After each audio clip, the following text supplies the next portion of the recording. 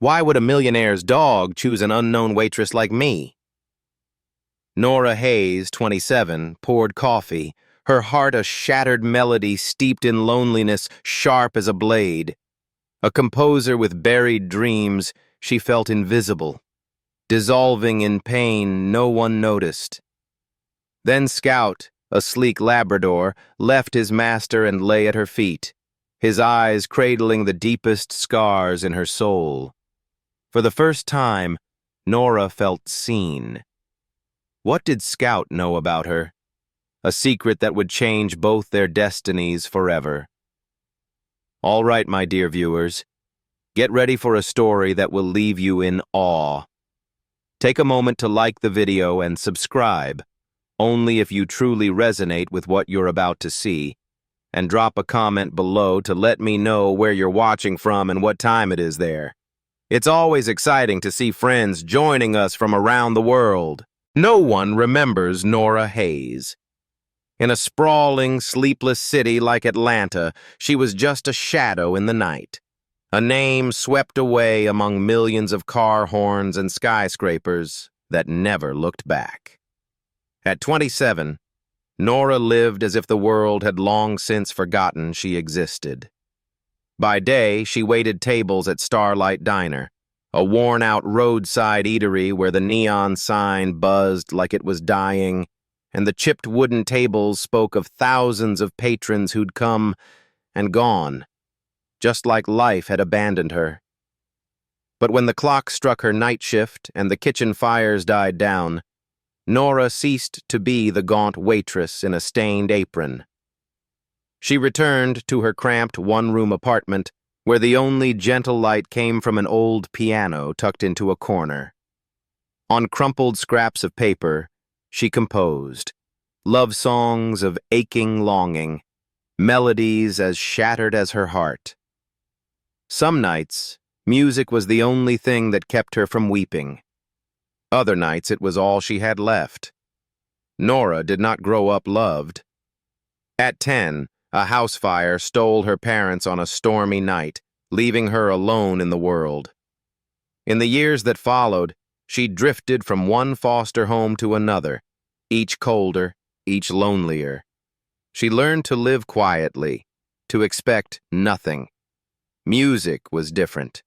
It was a language no one could take from her, proof that her heart, though wounded, still beat. She once dared to dream, enrolling in a community college music class, paying each dollar with hours of exhausting overtime. But life is no fair composition.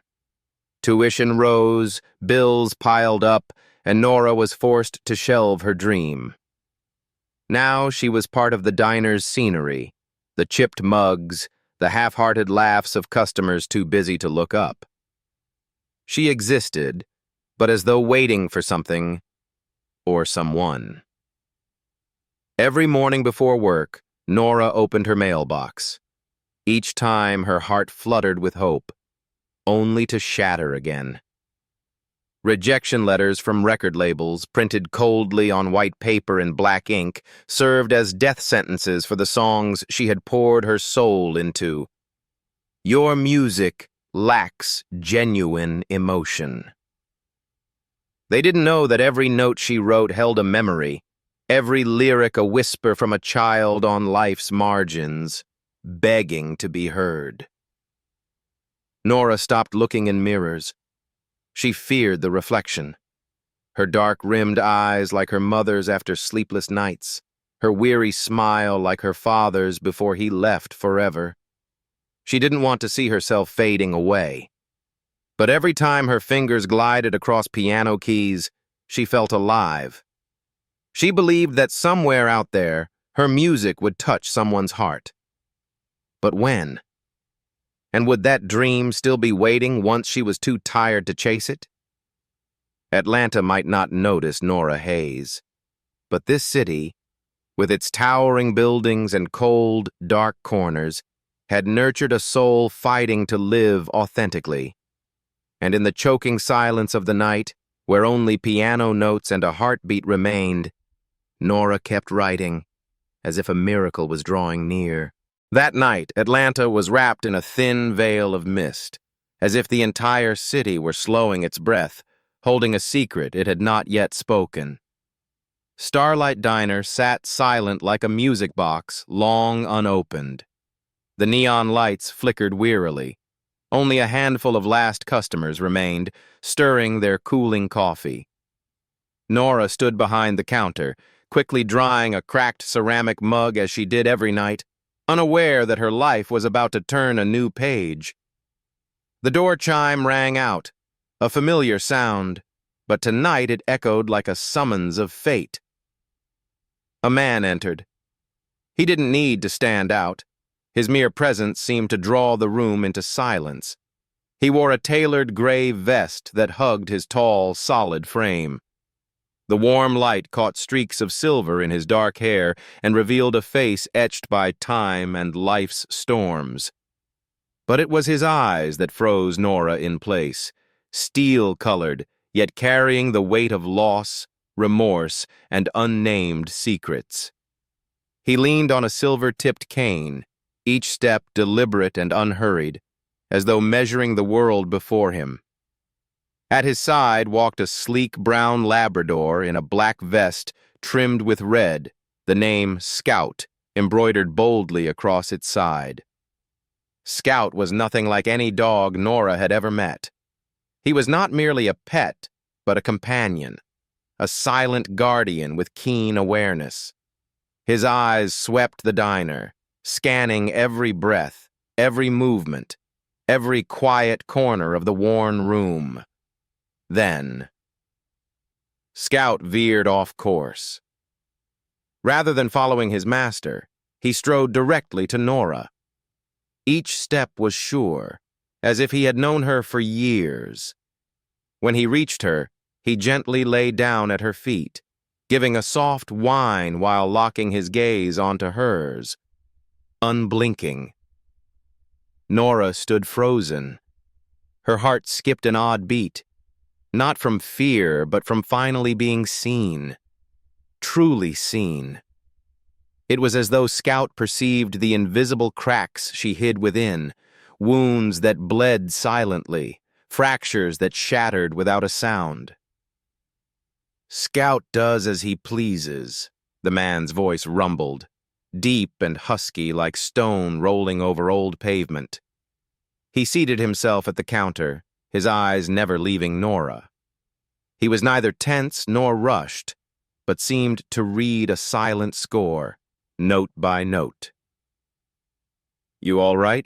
he asked, not a polite formality, but genuine concern.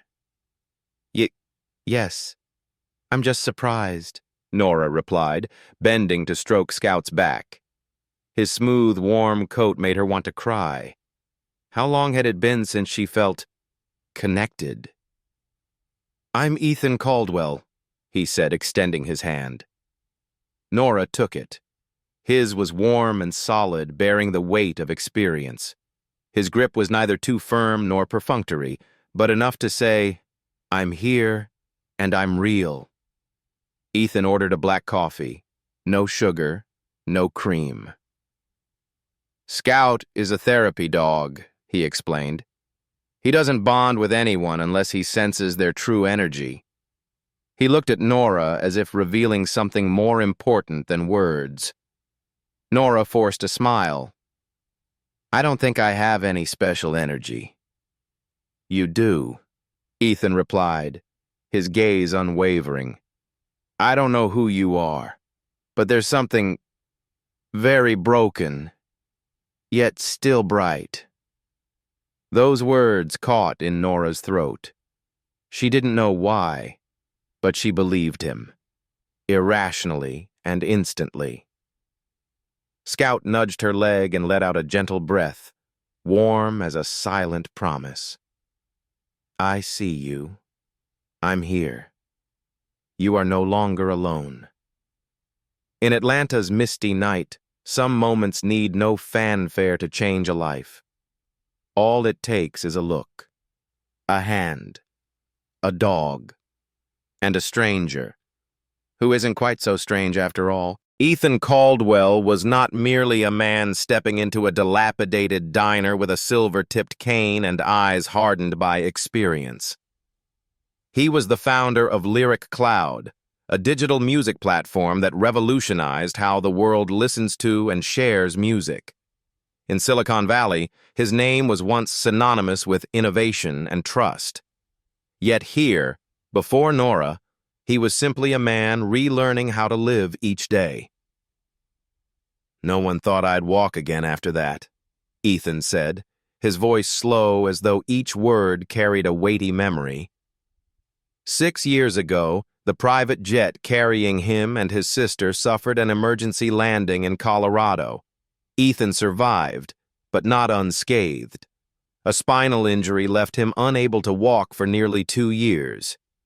Worse, he lost his sister, his last living relative and the very heart of his world. Her death shattered Ethan, body and soul alike. PTSD plunged him into a vortex of nightmares and panic attacks. Every night was a storm. Every awakening was a battle for survival. He withdrew from his company, from the media, from the world. All he had left was a silent lakeside mansion and Scout. "He came into my life when I was about to give up everything," Ethan said as Nora handed him his second cup of coffee. His gaze drifted beyond the diner, as if staring into another winter. "Scout doesn't bark, doesn't intrude. He just shows up. When I was drowning in panic, when I couldn't breathe, he'd lie there, his head on my hand. No questions, no demands. Yet somehow, I started breathing again." Scout was not merely a service dog. He was Ethan's anchor amid a sea of broken memories. Trained to detect signs of psychological crisis, Scout could sense changes in heart rate, the scent of sweat, the tone of voice, all indicators of a soul struggling to draw breath. And that night, when Scout refused to leave Nora's side, Ethan realized something he could barely explain. There was something about this young woman, her tentative gait as though afraid to disturb the air, her gentle voice paired with vacant eyes, that reminded him of himself in his darkest days. Ethan looked at Nora for longer than propriety allowed, not because she was beautiful, but because she was real, genuine in a world where everything is polished. He saw the invisible cracks beneath her fragile skin. He saw how she'd flash a smile for customers, then immediately look away, as if afraid of being seen. And above all, he saw Scout's silence, his eyes fixed on her with the same unwavering focus he had once given Ethan during his worst nightmares. "Have you ever felt like you're passing through people and no one really sees you?" Ethan asked, a question dropped unannounced, yet needing no explanation. Nora faltered. She set down the coffee pot, her hand trembling. "Every day," she whispered. Ethan nodded. In that moment, two souls, a weathered one and a forgotten one, found each other in silence. No soundtrack required, no stage needed. "I think Scout knew that," he said, still holding Nora's gaze. "He chose to stay because he saw you, not with his eyes, but with something only those who have been lost understand." Nora bent to stroke Scout's head. Her vision blurred. She didn't know what to say, but inside her, a tiny fragment, very small, was thawing, like ice melting under the first spring sun. She didn't know Ethan beyond his name. She didn't know why he spoke those words, but for the first time in years, she no longer felt invisible. Ethan, the tech billionaire who once had everything and lost it all, was not seeking someone to save. He was merely looking for someone who could understand his own silence. And that night, in a rundown Atlanta diner, he found it. in the quiet eyes of a girl whose hands knew how to compose music born of pain. Dear viewers, take a moment to relax or grab a glass of water, then stay tuned for the rest of this unexpected story. Comment 1 if you're enjoying the tale so we know you're still here. A week later, torrential rains fell over Atlanta, mirroring the weight-crushing Nora's spirit. Pressure mounted like an unending musical score. Her landlord left a warning, 3 months' rent overdue, eviction looming. A music producer replied to her email with a single line, "Stop sending this to us." And that very shift, as if to underscore her exhaustion, she was berated by a drunk customer simply because his coffee wasn't hot enough. Nora bit back tears, as always, wiping down tables with trembling fingers, desperate to hold back sobs in the noisy diner. Then, as if fate sensed her imminent collapse, Ethan walked in. No announcement. No fanfare. His presence alone seemed to slow time. And Scout, without hesitation, left Ethan's side to stride straight toward Nora. Instinctively, he nuzzled into her hand, his warm nose whispering, "I see you. You are not alone." Nora couldn't stop the tears that slid down her cheeks, not from weakness, but because, for the first time amid the wreckage, there was a light that didn't abandon her. When her shift ended and only the espresso machine's hum and the pale yellow lights remained, Nora sat behind the counter, head in her hands, quietly crying. She no longer had the strength to hold up her walls. In the moment, she felt utterly alone. Scout curled beside her, his body warmth wrapping her broken heart like a soft blanket. Ethan said nothing. He simply placed a leather-bound folder on the counter before Nora. No explanation, no demand. He sat across from her and gently laid a hand on her shoulder. Inside the folder was a letter printed on fine stationery, bearing a gold-embossed seal at the top. Horizon Songwriting Fellowship, a 2-year program in Nashville, complete with housing, tuition, and a monthly stipend. At the bottom was the name of the lead mentor, Clara Voss, a songwriting legend whose portrait Nora had once clipped from magazines and plastered across her dorm wall. Nora stared, unbelieving. "What is this?" "An opportunity," Ethan replied. "A door, and I think it's time for you to walk through it." Nora shook her head in near panic. "I can't. I'm not good enough. I don't deserve this." "Scout doesn't think so." Ethan's gaze was calm yet piercing. "And neither do I." Nora opened her mouth to ask why, but Ethan drew out another sheet of paper. "And if you accept, I'd like you to adopt Scout." She froze. "Adopt what?" "Scout chose you, Nora. He saved me from my own abyss. And now he sees something in you, a strength you haven't yet recognized. He needs someone like you, and I believe you're the only one who can carry on his journey." Nora was speechless. In her chest, old musical notes stirred, not a mournful melody, but the first heartbeat of hope. A prestigious fellowship, a legendary mentor, a new city, and a dog who wouldn't leave her side.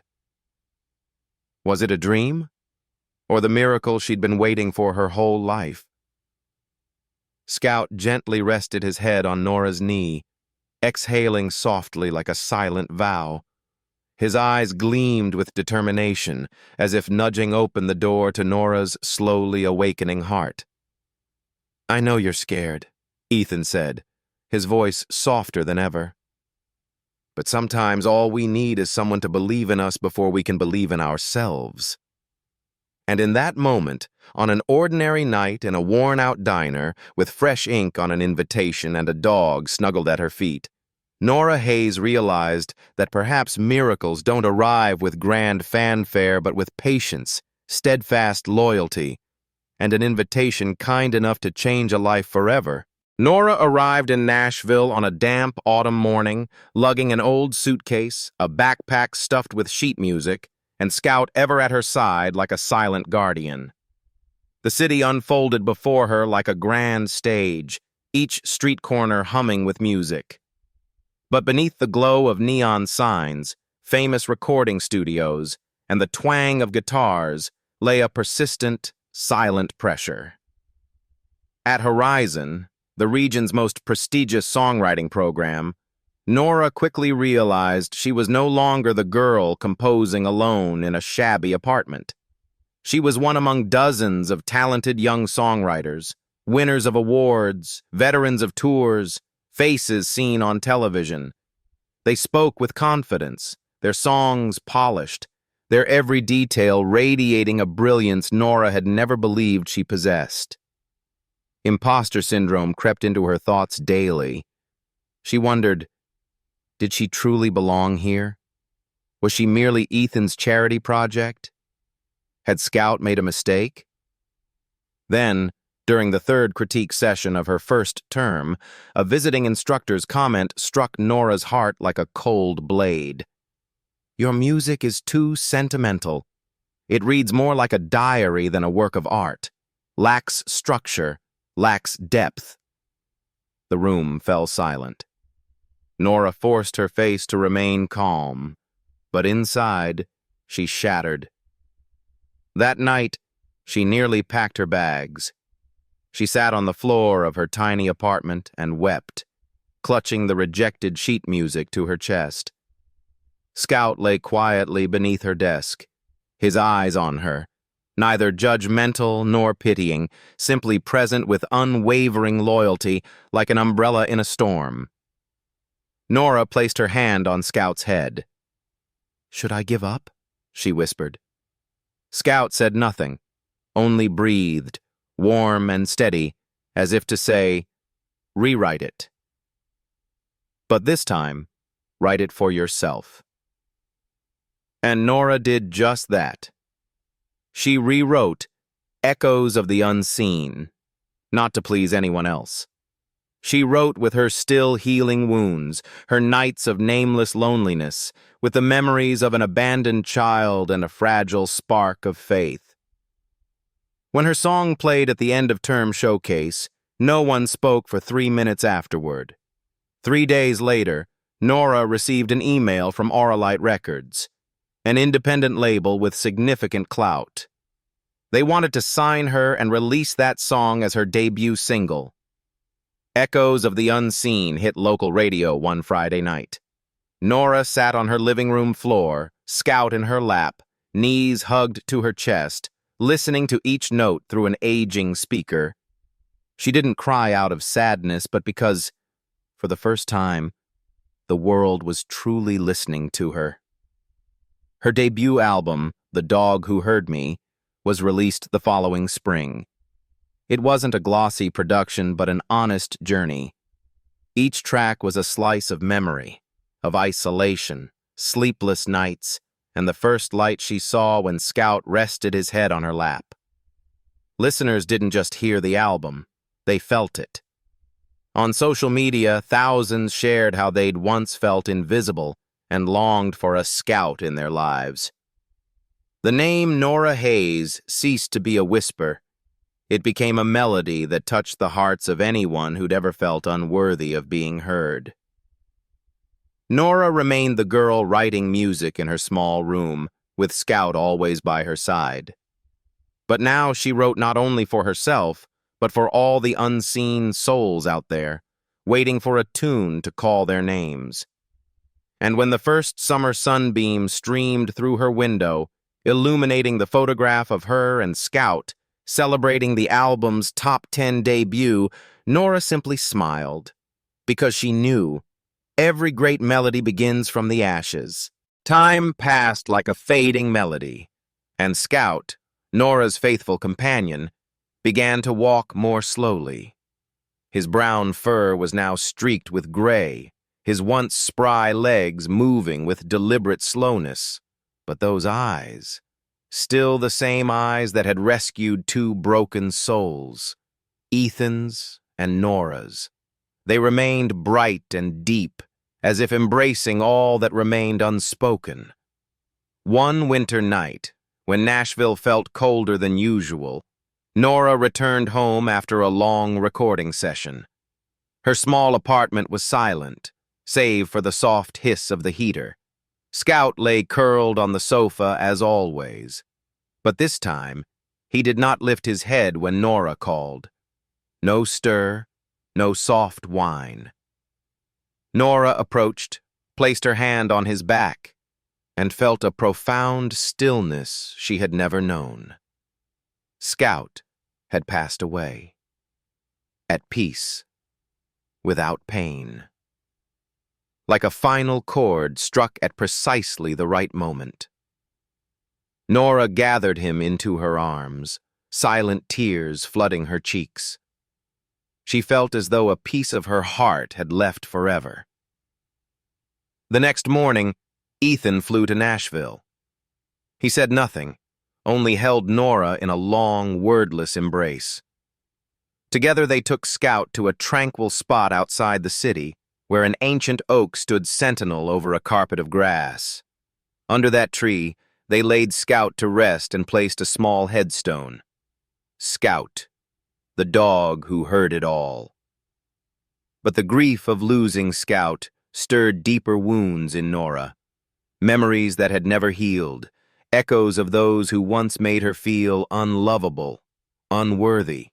The cold foster parents, the producers who had dismissed her dreams, the rejection letters like cutting blades, the glances that made her feel invisible.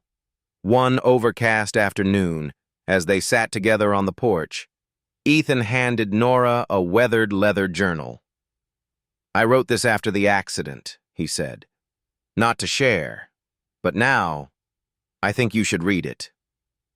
Within those pages lay Ethan's most candid confessions, his guilt over distancing himself from his sister in her final years, the remorse of never speaking his apologies, the nights spent simply trying to breathe in the dark, and also how Scout taught him forgiveness, not only for others, but for himself.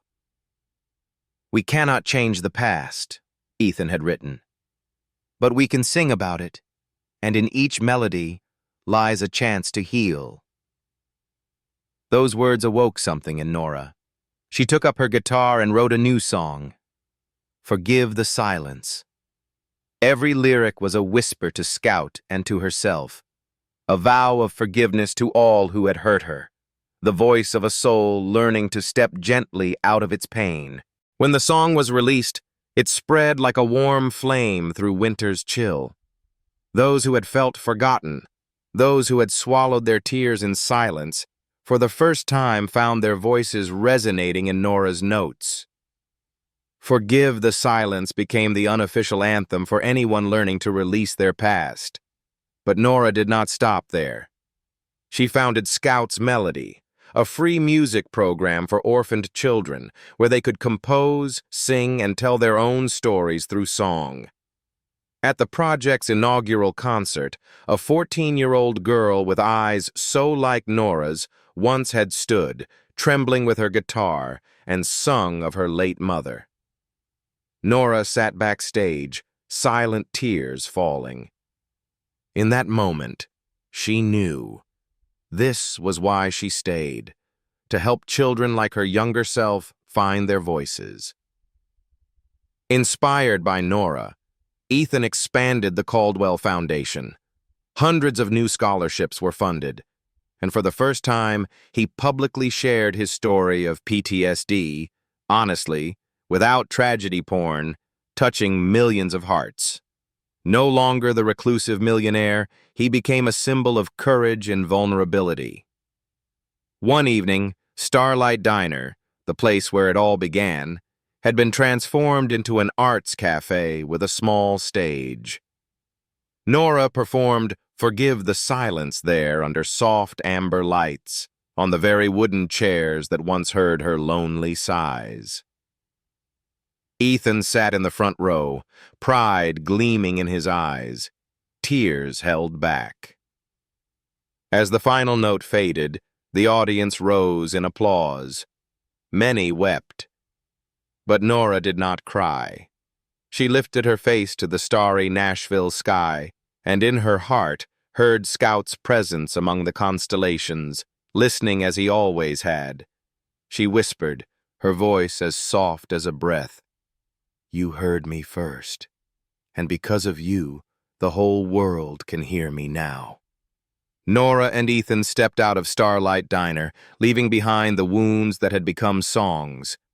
The city of Atlanta shone brightly, but now the light within them burned more brilliantly than any street lamp. From the Caldwell Foundation to Scout's Melody, thousands of people were rediscovering themselves through each lyric, each tear, each courageous step to stand up. Nora's story is not just about music.